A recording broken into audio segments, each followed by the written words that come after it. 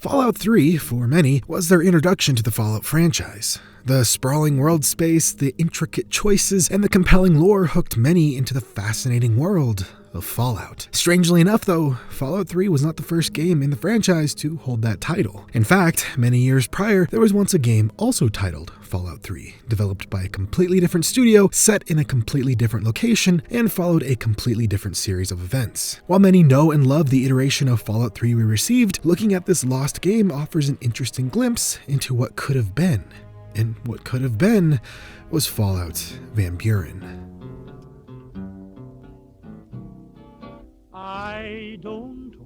Black Isle Studios was a renowned video game developer active during the late 90s and early 2000s. Founded in 1996, the studio quickly gained recognition for its, at the time, groundbreaking role-playing games, particularly with the development of the Fallout franchise. The original Fallout game, released in 1997, was a post-apocalyptic RPG set in a retro-futuristic world devastated by nuclear war. The game garnered critical acclaim for its deep storytelling, open-world exploration, and player choice-driven gameplay. Fallout won many fans over with its blend of dark humor, gritty atmosphere, and strategic turn-based combat, which set it apart in the gaming landscape. With the success of Fallout, a sequel was inevitable, and in 1998, Fallout 2 was released. Like its predecessor, Fallout 2 received praise for its rich narrative, expansive world, and meaningful player decisions. The sequel also expanded on the original game's features, offering players a large world to explore, more complex quests, and enhanced gameplay mechanics. Both Fallout 1 and 2 introduced players to a richly detailed post-apocalyptic world inspired by 1950s Americana and pulp science fiction. This setting, combined with a deep narrative filled with moral ambiguity, political intrigue, and dark humor, set a new standard for storytelling in video games. Fallout 1 and 2 were pioneers of the open-world RPG genre, offering players a vast and non-linear gameplay experience. Players were free to explore the desolate wastelands at their own pace, encountering various creatures, characters, quests, and hidden secrets. This freedom of exploration and the ability to tackle challenges in multiple ways gave players a sense of agency, rarely seen in games of that era. The success of Fallout 1 and 2 paved the way for the continued evolution of the RPG genre. This influence can be seen in hundreds of games even in the modern era. The original Fallout's legacy endures through its critical acclaim, cult following, and ongoing relevance in discussions about the greatest video games of all time. So with the first two games considered to be instant classics, Black Isle's publisher, Interplay Entertainment, wanted to keep striking while the iron was hot, and in the late 90s began the development of the third entry in the series, titled Fallout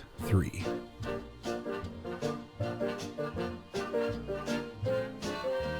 Ironically, before the official development of Fallout 3 began, Black Isle Studios made two prior pitches that were inevitably shut down in favor of Interplay's other more notable title, Baldur's Gate. However, due to financial difficulties and legal disputes between Interplay and Wizards of the Coast, Interplay would eventually lose the rights to the Baldur's Gate IP, resulting in them canceling their version of Baldur's Gate 3, and Interplay finally giving Black Isle Studios the go-ahead to make Fallout 3. In terms of gameplay, Fallout 3, or Van Buren, which was the in-house codename for the project, was extremely similar to their prior two titles. Running on a modified version of the Special System, an acronym for Strength, Perception, Endurance, Charisma, Intelligence, Agility, and Luck, the game would have a heavy emphasis on character creation, with the player being able to choose between three playable races: human, ghoul, and super mutant. Also found in Fallout 1 and 2, Van Buren would retain the same isometric perspective for exploration and have two versions of combat. The first, and more faithful to the prior games, would be a turn-based combat. Players would have controlled their characters in a grid-based environment, taking action points that cost AP or action points, and then witnessing the outcome of said actions as they complete their turn. However, due to demands by Interplay, Van Buren would also feature real-time combat, similar to the gameplay seen in Fallout Tactics, that the player would be able to switch to if they so choose. Van Buren would have also used the Jefferson engine, the same engine they used to develop Baldur's Gate 3, which would allow for the inclusion of multiplayer.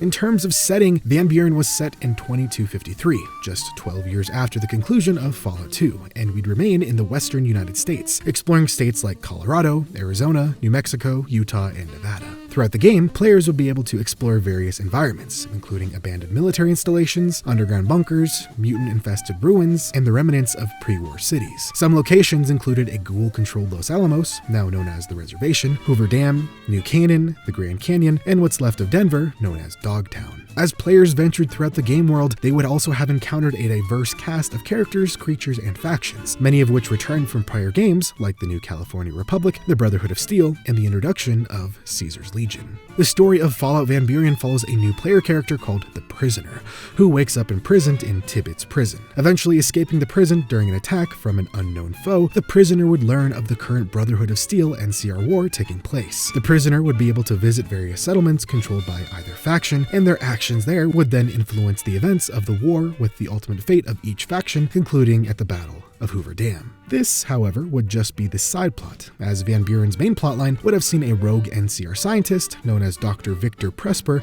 seizing control of a US orbital nuclear weapons platform. Presper would also discover a strain of the blue flu, the virus that the FEV was initially created to cure. He would then use it to quote-unquote cleanse the world with humans of his choosing, allowed to wait out the second nuclear holocaust/pandemic in Boulder Dome, until a day came when he declared the Earth safe for humans once more. In the game's finale, the Prisoner would have made their way to space and faced a critical decision that ultimately would determine the fate of the wasteland and its inhabitants. Confronting Dr. Presper on his orbital station, the Prisoner would not be able to stop him from launching all of the missiles, and would instead have to decide where the missiles would ultimately strike. Van Buren's development continued into the early 2000s and progressed rather smoothly, with the game being in a stable state and primed for release. However, behind the scenes, things began to fall apart.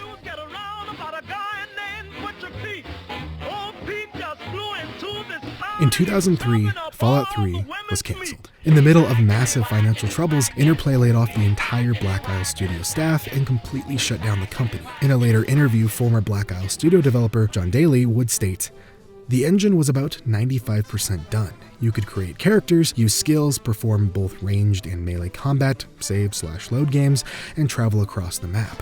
We had a tutorial level done that would let you do all of the above. All areas but one had been designed. About 75% of the dialogue was done, and at least 50% of the maps. We had character models and monster models. If Interplay had supported us as they had promised and given us the needed resources from other divisions, we would have finished the game on time, possibly even ahead of schedule."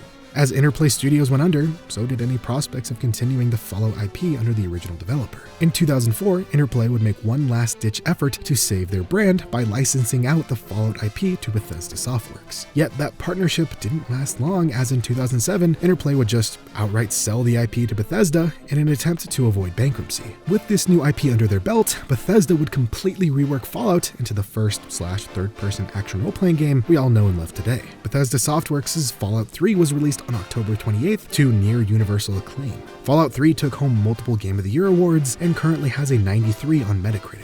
While Bethesda's Fallout 3 was receiving all the accolades, many were quick to forget about Black Isle Studios' once promised title. However, a year before Fallout 3's release in 2007, an entire collection of design documents for Van Buren leaked online, providing detailed insight into the game's planned storyline, characters, factions, locations, and gameplay mechanics. In the same year, a gameplay tech demo also leaked online, showcasing an early build of the game, which highlighted the lost potential of Van Buren's ambitious design. Despite never seeing an official release date, the leaked material sparked renewed interest among fans of the Fallout franchise.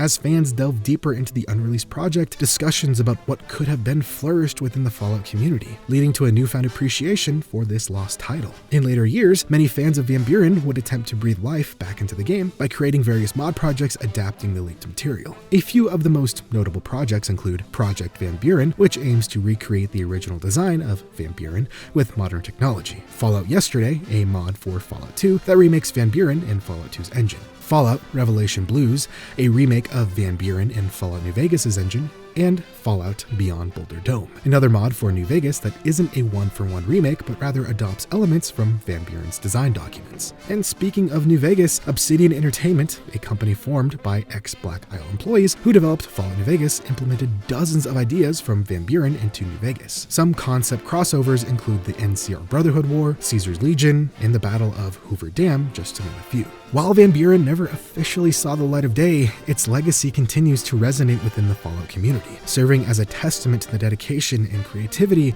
of its developers. Despite the unfortunate demise of Black Isle Studios and the cancellation of the project, Van Buren remains a cherished piece of gaming history, offering a glimpse into what could have been. Through fan-driven initiatives and the incorporation of its ideas into subsequent titles, the spirit of Van Buren lives on.